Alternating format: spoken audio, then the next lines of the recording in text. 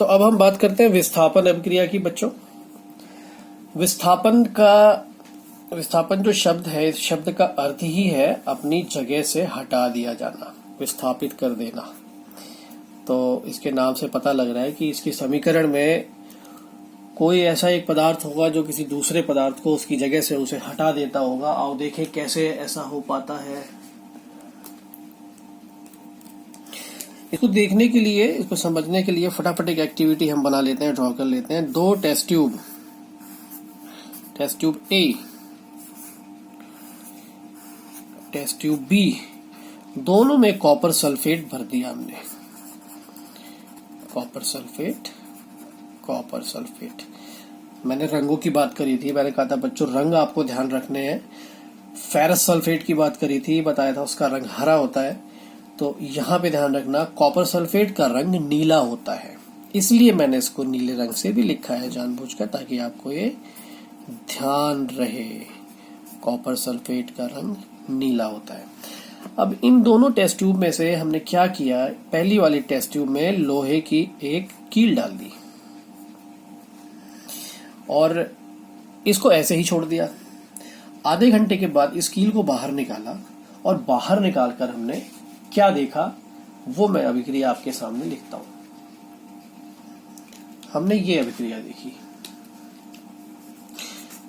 लोहे की कील यानी आयरन Fe और टेस्ट ट्यूब में था CuSO4 और अब जो अभिक्रिया हुई उसके बाद उत्पाद कुछ ऐसा बनता है, FeSO4 प्लस कॉपर। बच्चों आप देखेंगे कि लोहे की कील का रंग बदल गया होगा और इस ए टेस्ट ट्यूब का जो नीला रंग था वो नीला रंग भी बदल गया होगा। और ऐसा इसलिए हो पाता है क्योंकि आयरन कॉपर सल्फेट में से कॉपर को विस्थापित कर, ऐसा लगता है जैसे आयरन ने कॉपर को धक्का देके हटा दिया और खुद आ गया FeSO4, कॉपर को अलग कर दिया। ठीक है ना। तो कॉपर सल्फेट विलयन के अंदर का जो कॉपर था वो हट जाता है। ये देखिए हट गया, अलग हो गया, उसकी जगह आयरन ने ले ली। तो क्योंकि इस आयरन ने कॉपर को उसके विलयन से हटा दिया यानी विस्थापित कर दिया, इसलिए इस अभिक्रिया को हम विस्थापन अभिक्रिया के नाम से जानते हैं। लेकिन इसमें बच्चों आपको ये ध्यान रखना पड़ेगा कि कौन सा एलिमेंट यानी कौन सा तत्व किस तत्व से अधिक अभिक्रियाशील है। उदाहरण के लिए मैं आपको एक और एग्जाम्पल देता हूं। मान लीजिए जिंक की अभिक्रिया कॉपर सल्फेट से ही करा लो, तो इसका मतलब है जिंक सल्फेट बन जाएगा, ये ले लेगा इसकी जगह कॉपर की और कॉपर अलग हो गया। फिर दोबारा कॉपर विस्थापित हो गया। भाई ये क्या हो रहा है, जो भी आता है वो कॉपर को विस्थापित कर देता है। कॉपर क्या इतना कमजोर है। ये एक रिएक्टिविटी सीरीज होती है, एक क्रियाशीलता सीरीज, वो आपको ध्यान रखनी पड़ेगी। उससे आपको पता लग जाएगा कौन सा तत्व किस तत्व से अधिक अभिक्रियाशील है। मैं ये लिख देता हूं और बड़ा इंटरेस्टिंग तरीका है इसको याद करने का। अगर आप ध्यान दोगे तो बहुत जल्दी समझ में आएगा और बहुत जल्दी याद हो जाएगा। रिएक्टिविटी सीरीज यानी कि सक्रियता श्रेणी, अब मुझे नाम इसका ध्यान आया है, सक्रियता श्रेणी, रिएक्टिविटी सीरीज।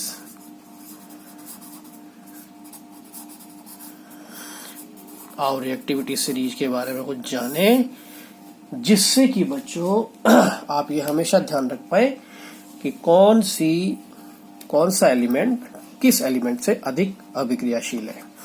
तो कुछ इस प्रकार है वो Na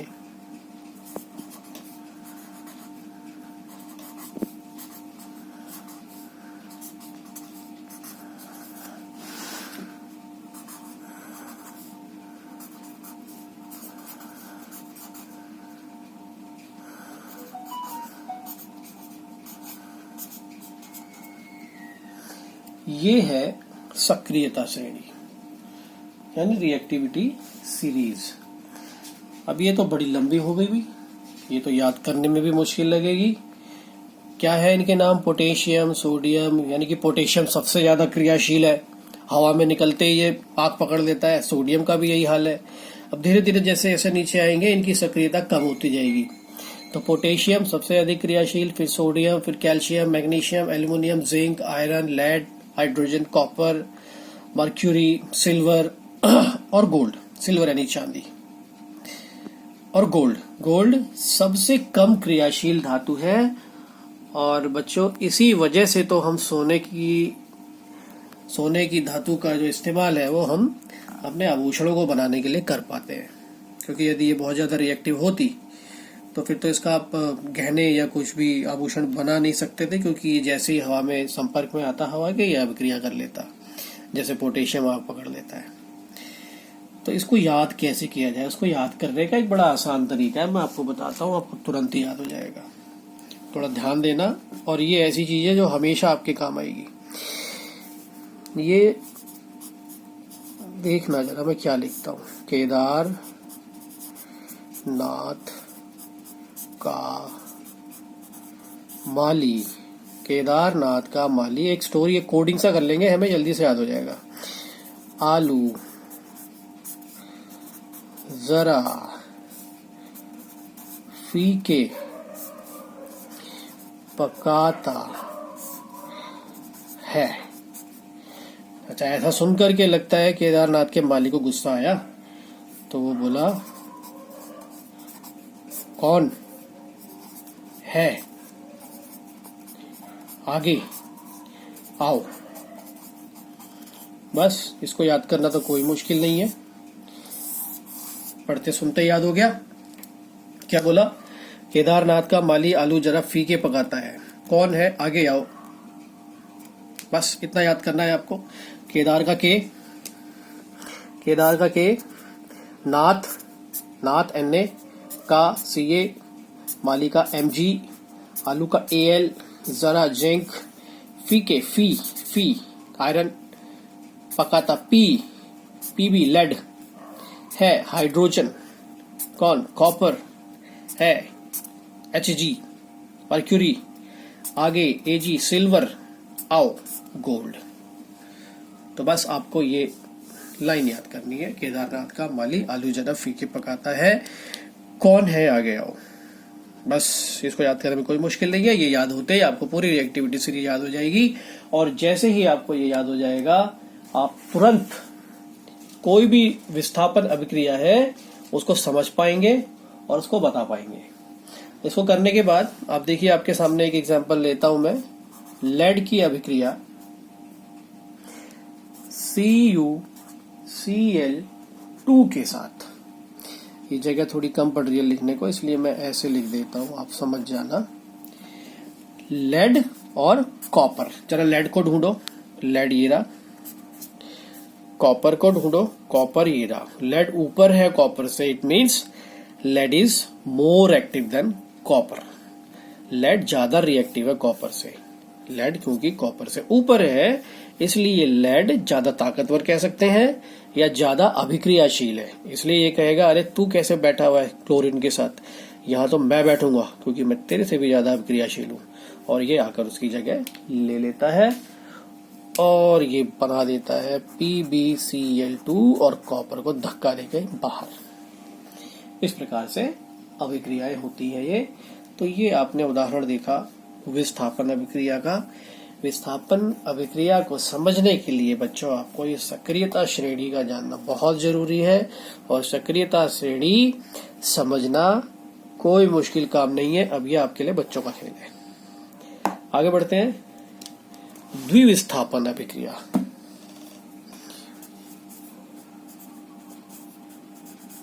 द्विविस्थापन अभिक्रिया, चलो अभी ही लिख देता हूं मैं थोड़ा समय बचाने के लिए।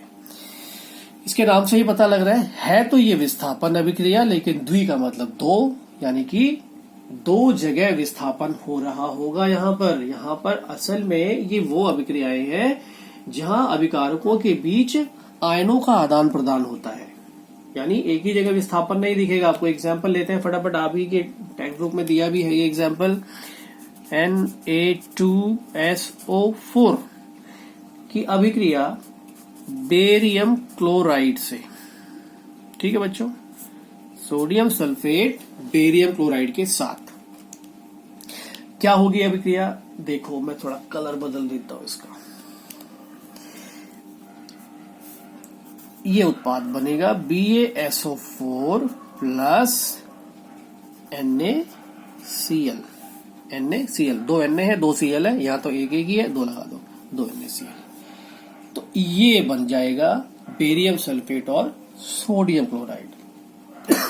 यहाँ पे आयनों का आदान प्रदान हो गया। इसने Ba चला गया सल्फेट के पास और सोडियम आ गया क्लोरीन के पास, आपस में द्विविस्थापन हो गया इनका। तो ये उस प्रकार की अभिक्रियाएं हैं जिनमें अभिकारकों के बीच में एक्चुअल में आयनों का लेन देन होता है, या कहें आयनों का आदान प्रदान होता है। तो ये द्विविस्थापन अभिक्रिया का उदाहरण है। यहाँ पे आपको 2 जगह विस्थापन नजर आया, बस इसीलिए इसका नाम द्विविस्थापन अभिक्रिया। अब इस रिएक्शन में एक खास बात और है, वो भी यहाँ लगे हाथ लिख देते हैं, बात करते हैं उसकी। ये बेरियम सल्फेट बच्चों जब टेस्ट ट्यूब में आप देखेंगे तो ये कुछ इस प्रकार से यहाँ पे आपको नीचे मिलेगा, कुछ बैठा हुआ, जैसे कुछ तली में कुछ बैठ गया हो। BaSO4 barium sulphate. ऐसे पदार्थों को जो अभिक्रियाओं में या अभिक्रियाओं के दौरान या उत्पाद बनने के वक्त हम देखें कि वो टेस्ट ट्यूब में या परख नली में नीचे बैठ जाते हैं, उनको हम अवक्षेप कहते हैं। अवक्षेप कहते हैं। अवक्षेप वो ठोस पदार्थ है जो घुल नहीं पाते, बल्कि टेस्ट ट्यूब में विलयन की तलहटी पे तल में बैठ जाते हैं, ठोस पदार्थ। इनका कुछ अपना रंग भी होता है। तो ये BaSO4 का ये एक अवक्षेप बन जाता है। तो इस अभिक्रिया को द्विविस्थापन अभिक्रिया तो हम कहते ही हैं, साथ ही इसको अवक्षेपण अभिक्रिया भी कहते हैं, क्योंकि इसमें अवक्षेप का निर्माण हो रहा है। कैसे अवक्षेप? वे पदार्थ जो अविलेय होते हैं, कुछ अविलेय लवण प्राप्त होते हैं, उनको हम अवक्षेप कहते हैं। और इस प्रकार की अभिक्रियाएं जिनमें अवक्षेपों का निर्माण होता है उन्हें हम अवक्षेपण अभिक्रिया के नाम से भी जानते हैं। तो ये एक ऐसी रिएक्शन है आपके सामने जो द्विविस्थापन के नाम से भी हम बोल सकते हैं और अवक्षेपण अभिक्रिया के नाम से भी बोल सकते हैं। और अब एक आखिरी रिएक्शन है बच्चों जो बहुत ही इंपॉर्टेंट है, इसके ऊपर बहुत सारे एग्जाम्पल और एग्जाम में आपके क्वेश्चन पूछे जाते हैं, वो है उपचयन व अपचयन। इसको ध्यान से सुनना। उपचयन अपचयन बड़ा आसान है, इसको समझने में कोई दिक्कत नहीं है। सबसे पहले उपचयन। उपचयन का मतलब है ऑक्सीजन का जुड़ना। मैं आपको इस तरह से बताऊं ताकि देखते ही आपको याद हो जाए। उपचयन वो अभिक्रियाएं हैं जिन अभिक्रियाओं में ऑक्सीजन आकर जुड़ती है या हाइड्रोजन निकलती है, अलग होती है, निकलती है या अलग होती है, उन्हें उपचयन कहते हैं। इसका ठीक उल्टा अपचयन। तो क्या हुआ अपचयन? हाइड्रोजन इसमें आकर जुड़ती है या ऑक्सीजन निकल जाती है, ठीक है। तो उपचयन और अपचयन में कई बार अंतर भी, वैसे इतना आसान नहीं पूछेगा वो कि इनमें अंतर बता के आपको छोड़ दे, लेकिन अंतर आपको फिर भी याद होना चाहिए। उपचयन जो ऊ से उल्लू, जो ऊ से शुरू है, उसमें O2 आके जुड़ता है। कुछ इस प्रकार से समझना पड़ता है हमें पढ़ते वक्त ताकि चीजें भूले नहीं। उपचयन ऊ वाला, उसमें O2 आके जुड़ जाता है और रह गया फिर अपचयन, उसमें हाइड्रोजन आके जुड़ जाता है। तो ऑक्सीजन और हाइड्रोजन का ही अंतर है इन दोनों में, उसी का खेल है। उपचयन जिसमें ऑक्सीजन आके जुड़ती है और अपचयन जिसमें हाइड्रोजन आके जुड़ती है। एक एग्जाम्पल ले लो आपके सामने, जैसे Cu है, कॉपर है, इसमें ऑक्सीजन आके जुड़ जाए और ये बना ले Cu, ओ, CuO। ऑक्सीजन के 2 करने के लिए इसको 2 करोगे, फिर ये भी 2 करना पड़ेगा। तो हुआ क्या, कॉपर की अभिक्रिया ऑक्सीजन के साथ और CuO का निर्माण। यहां आपको क्या लगता है बच्चों, यहां पर उपचयन हुआ है या अपचयन हुआ है? जी हाँ, यहां पर उपचयन हुआ है, क्योंकि पहले ही बोल दिया है ऑक्सीजन का जुड़ना। अब देखो, ये जो ऑक्सीजन है ये आके इस कॉपर में जुड़ गई, है ना, CuO का निर्माण हो गया। अब दूसरी तरफ अगर यही कॉपर ऑक्साइड, यही CuO हाइड्रोजन से अभिक्रिया करे तो क्या होगा, तो ये होगा Cu plus H2O। Cu plus, ये O यहां चला गया, H2O, Cu अकेला रह गया। तो हुआ क्या, Cu से ऑक्सीजन निकल गई, अलग हो गई। देखिए, हाइड्रोजन का जुड़ना या ऑक्सीजन का अलग होना, ठीक। तो Cu से ऑक्सीजन अलग हो गई, Cu का क्या हो गया, अपचयन। क्या यहां पर उपचयन भी हुआ है किसी का? बिल्कुल, अगर आप ध्यान से देखो तो हाइड्रोजन का उपचयन हो गया। देखो ना, हाइड्रोजन के साथ जाके मिल गई ऑक्सीजन। हमने यही तो कहा है ऑक्सीजन का जुड़ना। तो जिसके साथ ऑक्सीजन जुड़ जाएगा उसका हम कहेंगे क्या हुआ है, उपचयन। आप देखो ध्यान से, इसका तो उपचयन हो गया, ये देखो, और इस वाले का अपचयन हो गया, क्योंकि इससे ऑक्सीजन अलग हो गई। तो ये उपचयन और अपचयन है। अब इसमें जब हमने शुरुआत में बात करी थी तो कहा था कि कुछ ऊष्माक्षेपी, ऊष्माशोषी और अवक्षेपण अभिक्रियाएं भी हैं। अवक्षेपण अभिक्रियाओं के बारे में बात कर ली हमने। ऊष्माक्षेपी अभिक्रियाएं बच्चों वे अभिक्रियाएं हैं जिनके होते समय, जिनके होने में ऊष्मा उत्सर्जित होती है, गर्मी निकलती है, हीट निकलती है।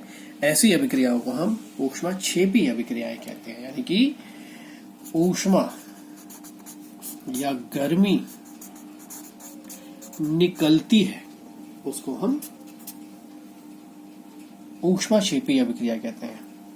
क्षेपण का मतलब ही होता है छोड़ना, फेंकना, निकालना।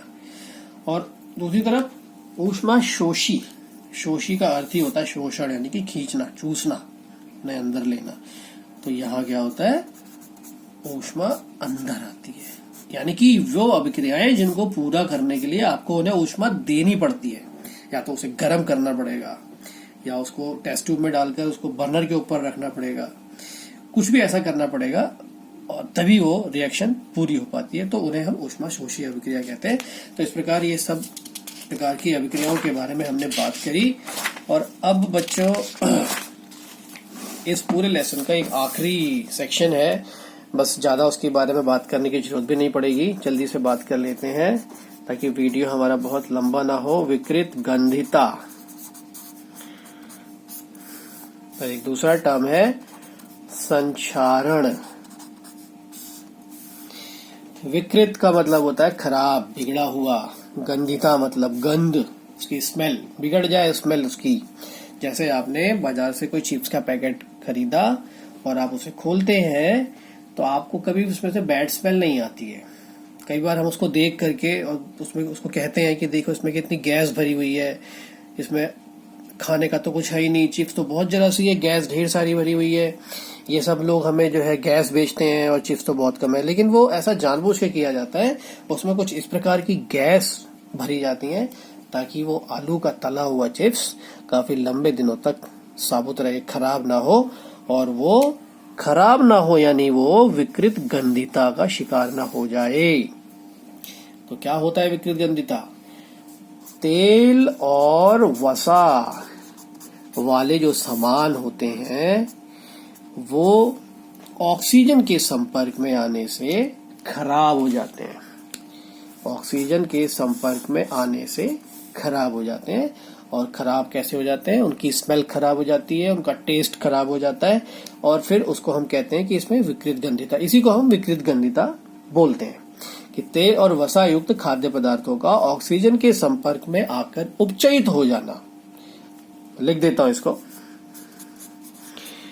तेल व वसा युक्त खाद्य पदार्थों